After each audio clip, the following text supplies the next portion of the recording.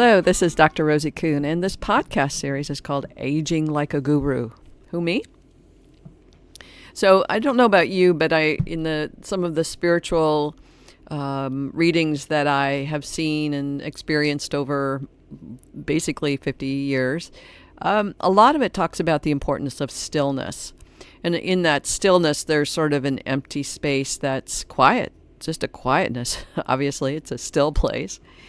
And I find lately that I kind of long for that still place. And I'm not sure if it's because lately I've been doing more intense contemplative work, we'll call it that, self-reflection work. I'm going inside, really checking things out. And as I do that, I'm integrating it into my thinking process and my being process.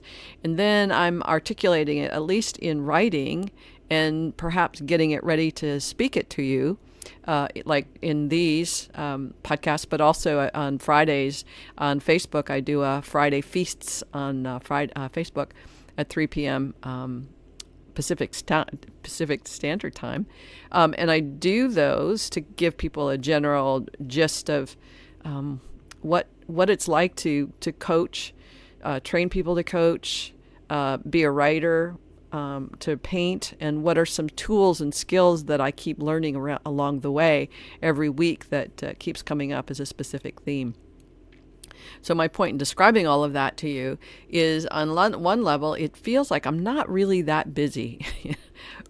But on another level, in terms of the energetics of what it takes to do deep listening to what's happening inside me, and deep exploration, and cultivating that curiosity and into who am I in here? What are the foundational belief systems that have me operate the way I do, that have my life show up the way they do?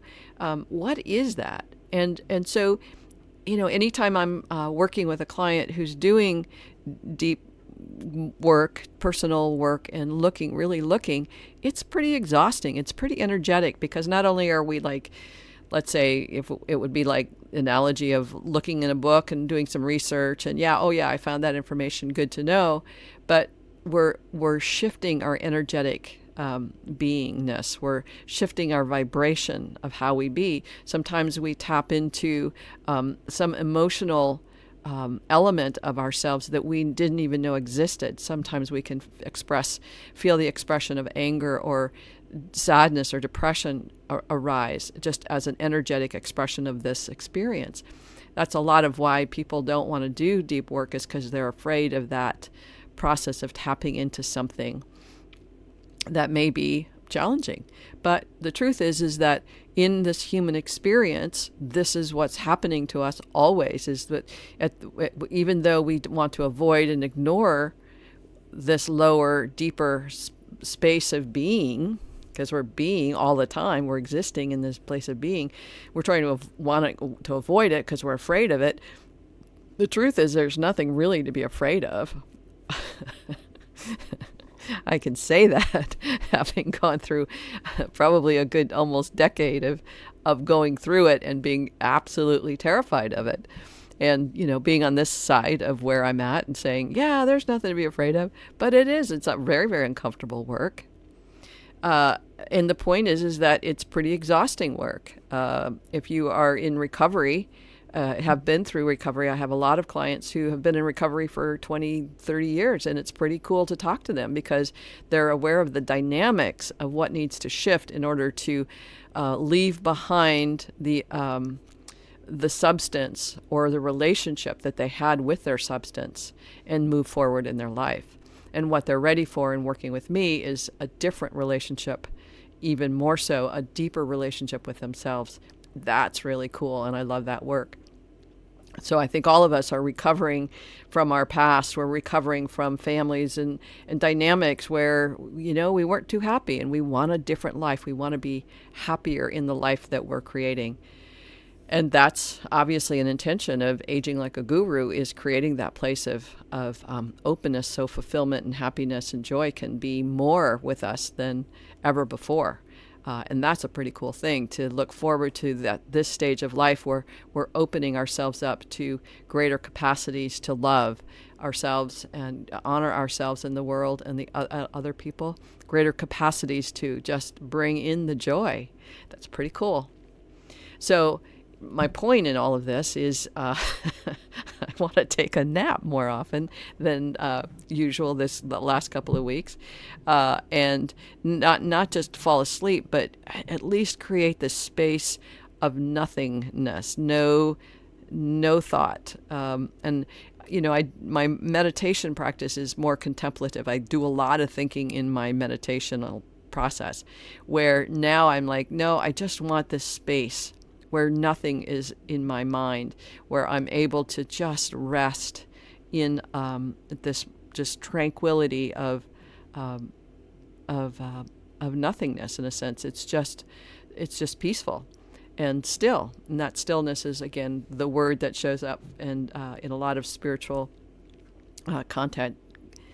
So how do we do that? And what's necessary? And one of the things I like, a woman named Gangaji, who's a spiritual teacher, she talks about stop. Just stop. And you've heard me say this before, that if it's something that isn't working for you as a belief system or a judgment or whatever is happening, you don't like what you're thinking, you just say stop. And what it does is it creates the awareness that, I have to stop. I have to stop this pattern of allowing automatic thinking to occur, become more conscious of that automatic thinking, and be willing to say stop. And so when I lay down to take my nap, and my brain continues to run rampant with, oh, what do you have to do next? And you should be doing this. And what if you said this differently in your presentation? All of those kinds of conceptual things. It's like, stop. Right now, I can take a break. I don't have to think about anything. I can really just empty myself and be in this place of stillness. I can choose to take a break. I've had a productive day, and to take a break, put my feet up, and just rest is a really good thing. And letting my brain stop is, and in a sense, much like putting a kid down for a nap, you just have to stop. You just have to lay down, and you're going to have to be there for a while. And so you might as well quiet yourself down and be quiet. So when I was thinking about doing this particular podcast today, it was like, okay, so is this desire for stillness coming from wisdom, or is it coming from the fact that I'm aging and I'm getting older, and I just, there's parts of my life, it's like, okay, I've had enough for the day, or I've had enough for this part of my day. I just have to put a space bar in part of my day so I can just kind of separate from the world for a little bit. So it's an interesting, for me, it's like, okay, is this wisdom?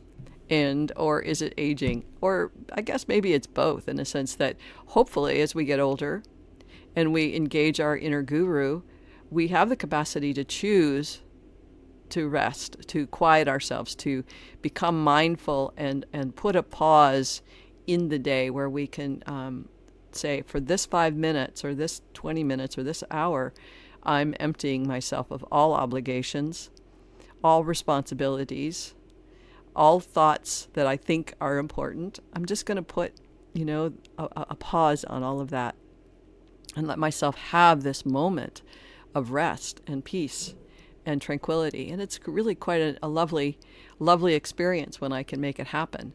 But most of us have allowed our brains, our thoughts to run rampant, just run automatically.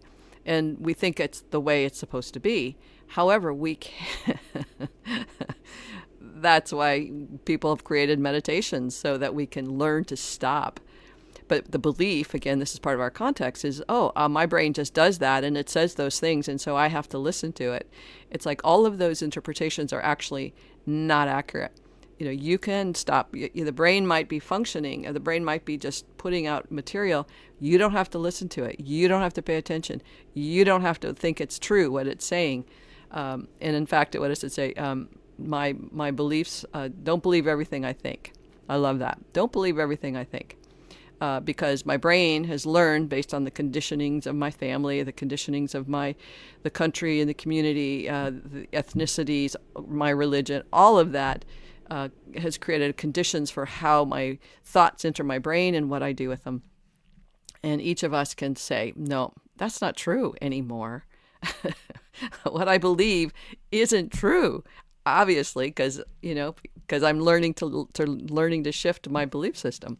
I don't want to believe those things that I've been believing for a long time. It doesn't work. So to say I need to keep believing that my thoughts are putting out things that are important, well, you can decide for yourself about that. A lot of people will continue to believe that because they want to believe that in the self-importance of their thoughts.